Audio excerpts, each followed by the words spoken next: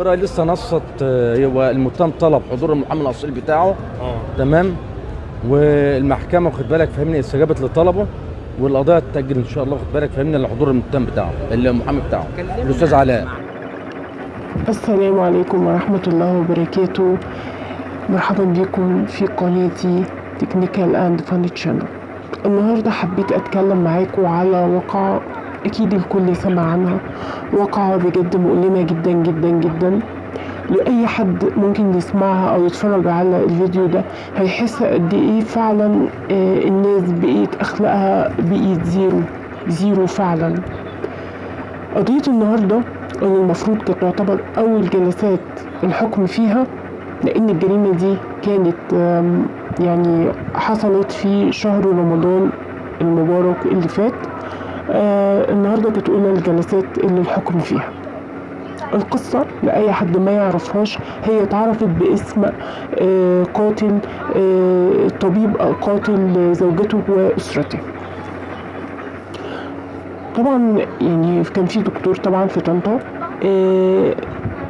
عنده ولد شاب، يعني المفروض ان هو في كلية الهندسة في اسكندرية، وعنده بنته اسمها زينة في الثانوي، وبنته اسمها جميلة في الابتدائي، يعني عندها 8 سنين. تمام. طبعا المفروض ان الراجل يعني ابوهم ده المفروض ان هو طبيب وزوجته تبقى صيدلانية. طبعا الام قامت كالعادة ان هي تفطر اولادها، واللي هيروح الدروس واللي هيروح المدرسة. تمام. طبعا يعني الناجي الوحيد في القضية دي هو ابنه الكبير اللي في كلية الهندسة، يعني ده يعتبر الناجي الوحيد من القضية دي بسبب ان هو كان في كليته في الهندسة وما كانش موجود اصلا في البيت، وكان بيروح على فترات اجازات، يعني اجازات. اللي حصل ان الطبيب ده زوجته قامت فطرت بنتها اللي هي اسمها زينة اللي هي في الثانوي، وراحت الدرس بتاعها، وبنته الصغيرة البص جه اخدها وراحت المدرسة بتاعتها. طبعا معروف ان اولاده في مدارس خاصة. ماشي.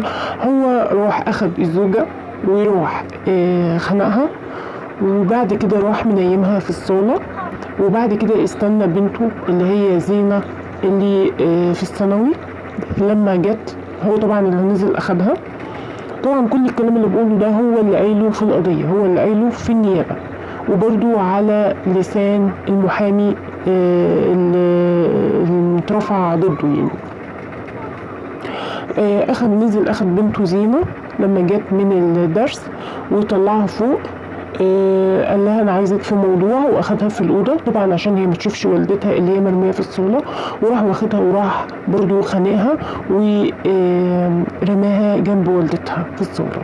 وبعد كده راح البنت، المفروض البنت الصغيره جميله رحمه الله عليهم بجد يعني، البنت الصغيره اللي هي اسمها جميله، طبعا الباص بينزلها في الصيدليه دي تقريبا بتاعت والدتها يعني، فبينزلها فيها.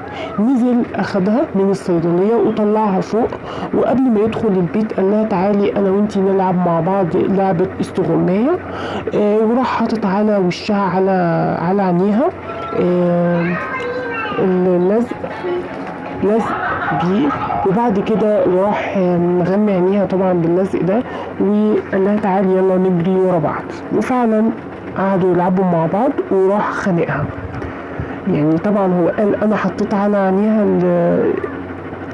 اللزق ده بحيث ان هي ما تصعبش عليا وانا بقتلها. يعني طبعا انا مش فاهمه اصلا، ما فيش اصلا اي بشر في الدنيا يعني يجيله قلب يعمل حاجه زي كده. يعني والله العظيم الحيوانات بتحافظ على اولادها اكتر من كده، بتبقى عندها رحمه اكتر من كده. يعني بجد انا مش فاهمه الناس جرالها ايه.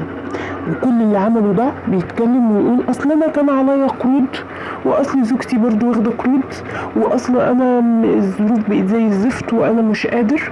طبعا كل ما عمله ان هو راح من يوم الثلاثه جنب بعض وراح فاتح الغاز، وقبل ما يفتح الغاز راح رايح حقن نفسه بحقن اللي هي زي ميوفين تقريبا او حاجات زي كده مش عارفه، وراح حقن يعني وراح حاططها لنفسه. طبعا الموضوع فشل معاه.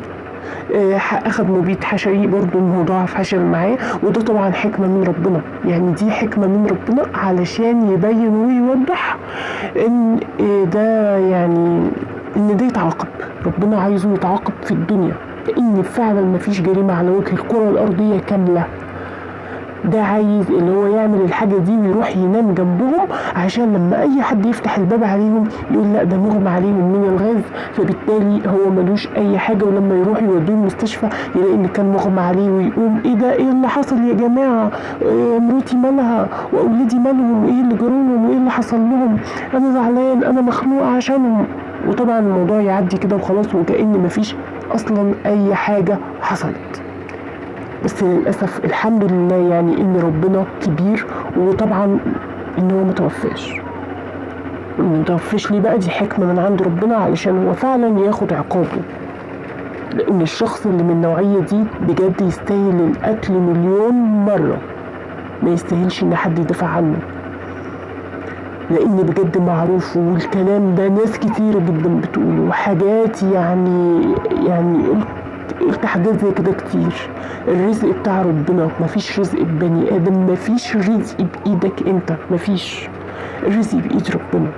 مش كل واحد يزهق مع مراته ولا يزهق من ولاده ولا يزهق من مصاريف الدنيا يعمل كده ويروح يقتل اسرته. في ايه؟ احنا مش في غابة بجد. الكلام ده احنا مش في غابة. مفيش حد يعمل الحاجة دي ويكون جريمته كاملة أبدا. مفيش حد يعمل الحاجة دي وربنا هيسامحه، لا دنيا ولا آخرة. في ايه حصل في الدنيا يا جماعة؟ في ايه حصل؟ ليه الناس بقت وحشة كده؟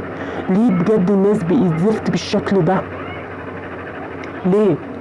انت واحد مش قادر تصرف على بيتك وعلى مراتك، خلاص طلقها، يا اما تسيبها يا اما تروح تقتل نفسك بقى، لكن ما تجيش على اسرة حرام. يعني اللي انت بتعمله ده، حتى ابنه الشاب اللي هو في كلية الهندسة اللي هو في اسكندرية يعني واقف متحطم. يعني انا دلوقتي هوريكم الفيديو بتاعه، واقف متحطم. الولد مش قادر يتكلم، تعبان نفسيا، وكتر خيره. يعني بجد يا ريت كلنا نكتب له في الكومنتات ان ربنا معاك وربنا يصبرك، وادعوا له يا جماعه، ادعوا له والله فعلا يعني. ويا ريت نفس الفيديو ده يوصل لاكبر عدد من الناس. يا ريت اللايك ما تنسوش. انا بحاول بقدر المستطاع ان انا اجيب لكم القضايا، واحاول ان انا اكون ملم لكم بحاجات كتيره بتحصل في المجتمع غايبه عنكم. فيا ريت محدش يبخل عليا باللايك ولا بالديسكرايبس في الموضوع ده.